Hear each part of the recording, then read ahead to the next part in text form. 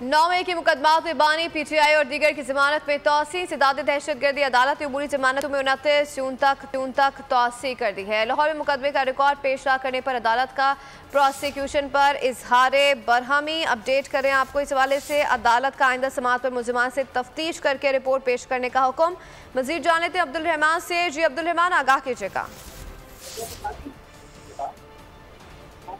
जी बिल्कुल, दहशतगर्दी लाहौर ने 9 मई के मुकदमा में चेयरमैन PTI की बहनों उमर यूब बाजोजी ने दीगर की दरखास्त मानतों पर समाप्त हुई मुलजमान की पूरी जमानतों में 29 जून तक तोसी कर दी है।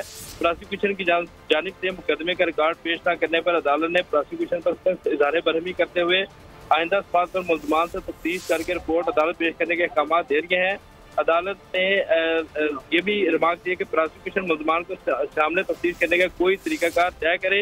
अदालत ने केस की मजीद समाअत जो है 29 जून तक के लिए मुलतवी कर दी है। जी बहुत शुक्रिया अब्दुल रहमान, आगाह कर रहे थे। सब्सक्राइब करें और बेल दबाएं ताकि कोई खबर रह न जाए।